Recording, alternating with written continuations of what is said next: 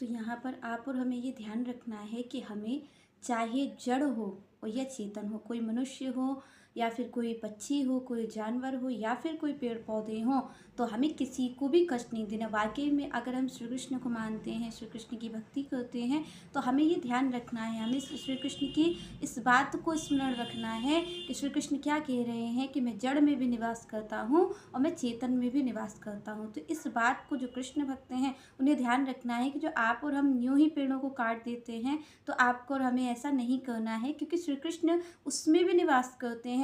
आप और हम ये सोचते हैं कि अगर हम किसी व्यक्ति को मार देंगे तभी श्री कृष्ण को शायद चोट लगेगी, पर यहाँ पर आप और हम ये ध्यान रखें कि श्री कृष्ण क्या कहते हैं कि वो जड़ में भी निवास करते हैं, उनका निवास चेतन में भी है। वो जो चल फिर रहा है उसमें भी निवास कर रहे हैं, वो पशु में भी निवास कर रहे हैं। ऐसा नहीं है कि भगवान जो श्री कृष्ण हैं वो केवल और केवल मनुष्यों में ही निवास करते हैं।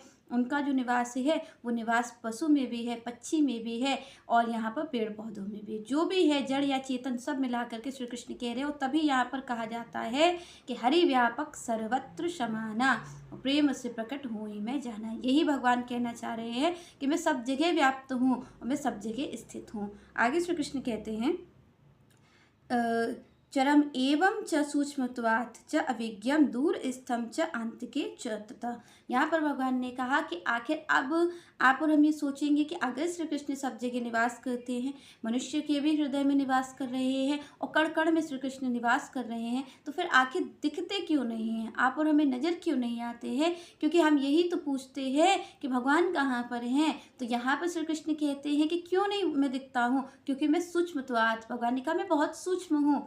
अति सूक्ष्म होने के कारण मैं सबको दिखाई नहीं पड़ता हूँ। श्री कृष्ण यहाँ पर कह रहे हैं क्योंकि मैं अति सूक्ष्म हूँ। मैं जैसे आप और हम देखें कि जो सूक्ष्म चीज़ें होती हैं उसे किसी यंत्र के द्वारा देखा जा सकता है, होती तो वो हमारे सामने ही है, पर होती भी हैं, पर इसके बाद भी अगर आपको और हमें देखना है तो उसके लिए हमें किसी यंत्र का उपयोग करना होगा, जिससे वो सूक्ष्म चीज़ भी हमें दिखने लग जाती है। वैसे ही श्री कृष्ण कण कण में व्याप्त है। यहाँ पर श्री कृष्ण यही कह रहे हैं कि मैं सूक्ष्म होने के कारण नहीं दिखता हूँ, पर आपको और हमें ये पता है कि सूक्ष्म चीज़ें किसी यंत्र के द्वारा देखी जा सकती हैं। उसी तरीके अगर श्री कृष्ण को देखना है तो श्री कृष्ण के लिए ये जो भक्ति है यही यंत्र है श्री कृष्ण को देखने का। श्री कृष्ण उन चीज़ों से भी ज़्यादा सूक्ष्म हैं, बड़े से बड़े हैं भगवान और छोटे से छोटे हैं, छोटे से इतने छोटे हैं कि आपको और हमें नज़र भी नहीं आ सकते। क्योंकि यहाँ पर श्री कृष्ण खुद कह रहे हैं सूक्ष्मत्वात् हूँ तो मैं सब जगह, मैं चर में भी हूँ, मैं अचर में भी हूँ, पर मैं दिखाई क्यों नहीं पड़ता हूँ? ना दिखने का कारण ये है कि मैं बहुत ही सूक्ष्म हूँ। श्री कृष्ण का मैं सूक्ष्म हूँ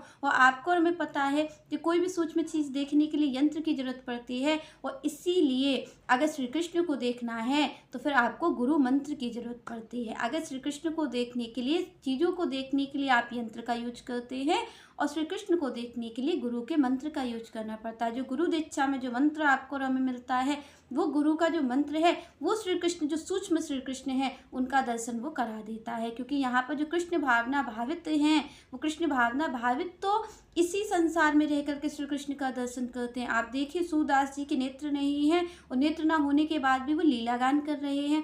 तो क्या लीला गान कर रहे हैं? क्योंकि उन्हें श्री कृष्ण नजर आ रहे हैं। आपके हमारे जो नेत्र है उससे तो भगवान स्वयं कह रहे हैं कि मैं सब जगह व्याप्त हूँ, पर आप और हमें नहीं दिख रहे हैं क्योंकि भगवान सूक्ष्म है। पर यहाँ पर स्वयं जो देखने की एक विधि होती है सूक्ष्म चीज़ों को भी, तो ये जो गुरु द्वारा मंत्र प्रदत्त होता है, जब आप और हम इसका बराबर चिंतन करते हैं, जो कि चैतन्य महाप्रभु भी मंत्र कहते हैं, जो कि महामंत्र है हरे कृष्ण कृष्ण कृष्ण हरे हरे, हरे राम राम राम हरे हरे। इस महामंत्र का जो रोज उच्चारण करता है, जब वो महामंत्र का उच्चारण होता है तो उसी महामंत्र से ही श्री कृष्ण का दर्शन होता है। वो जड़ में भी दर्शन होता है, क्योंकि यहाँ पर आप और हम देखें किस चीज़ का प्रमाण है कि श्री कृष्ण का जो दर्शन है वो जड़ में होता है।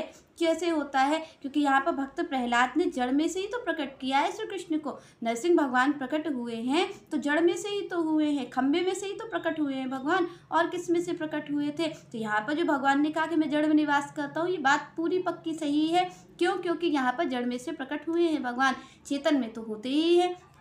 तो यहाँ पर श्री कृष्ण कहते हैं कि मैं जड़ और चेतन में हूँ, पर इसकी एक विधि है। अगर कोई कृष्ण भावना भावित है, अगर कोई मेरा अनन्य भक्त है, तो वो मुझे समझ सकता है, वो मुझे इस जड़ में भी और चेतन में मेरा दर्शन कर सकता है। अन्यथा मैं इतना सूक्ष्म हूँ कि किसी को भी दर्शन में नहीं आता हूँ, कोई भी मुझे देख नहीं सकता है। क्योंकि आप और हम इस चीज़ का विचार करें कि कोई भी होते हैं, आप देखते हैं तो सूक्ष्मदर्शी द्वारा उसको देखा जाता है, सूक्ष्म चीज़ों को सूक्ष्मदर्शी द्वारा देखा जाता है।